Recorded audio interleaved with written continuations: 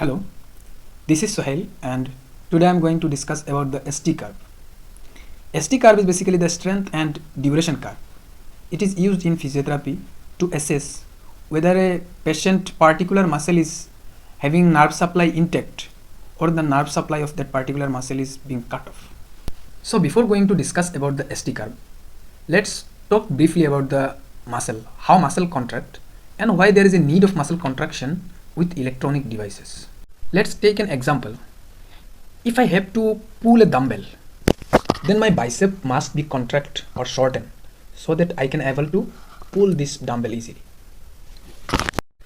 So when I can easily pull this dumbbell, that means that my bicep is in good contraction.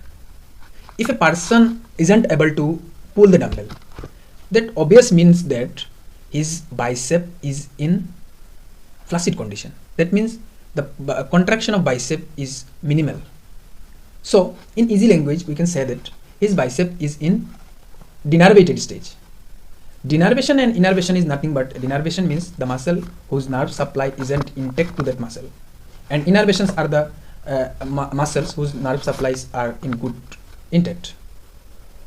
I think everyone is clear about the what is muscle contraction. Now, why there is a need of muscle contraction with electronic devices?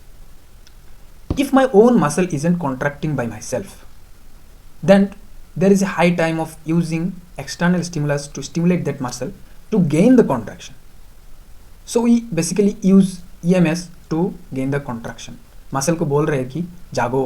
So let's move into our topic, SD curve. We discussed earlier that SD curve is a strength and duration curve. The relations of strength and duration is that I have a good muscle contraction, that means I can pull the dumbbell, then I need lesser time to getting the contraction.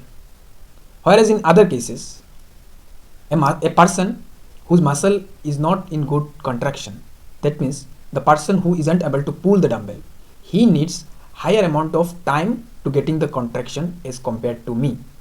So this is the basic difference of innervated muscle and denervated muscle. I have a innervated muscle and he has a denervated muscle. So that's why he requires higher time to getting the contraction as compared to me. Now let's discuss how to make ST curve for the denervated muscle. We know denervated muscles are the muscles which contraction is lesser as compared to the innervated muscle. Now, if we have to plot a graph for the denervated muscle, then we have to put the timer into maximum.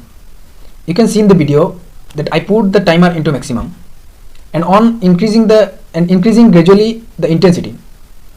Now getting the contraction at that point, I put those values into the graph. Now I'm getting the contraction one by one, and I'm putting those values into the graph. You can see in the graph that when increasing the intensity, the time is being reduced. So my question is, why on increasing the intensity, time is reduced? On increasing intensity, contraction is getting on the lesser amount of time. Why? Because after getting contraction one after another, muscle tries themselves to getting fit into the normal position. So that's why it requires lesser amount of time to getting the contraction. Muscle जज्बाती हो गया. Now, ST curve for the innervated muscles. We know that innervated muscles are the muscles those nerve supplies are good or nerve supplies are intact. Now, nerve supplies are intact, that means the contraction is good, so it requires lesser amount of intensity and lesser time to get the contraction. You can see in the diagram that it requires a lesser intensity for getting the contraction. Now ST curve for the partially denervated muscles. We know that partially denervated muscles are the muscles which is not completely denervated. Okay, a good example of partially denervated muscle is a patient who is in progressive stage of treatment, and this person's contraction of muscle is you can see in the diagram that it has a innervated portion, first denervated portion and then innervated portion.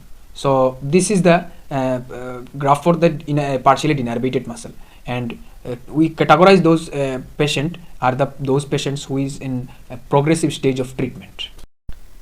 Let's quickly revise those sections.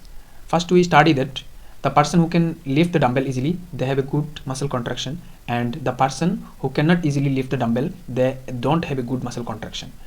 For plotting a ST curve for denervated muscles, the intensity timer should be in the maximum and gradually increasing intensity and getting the contraction and record those contraction in a graph.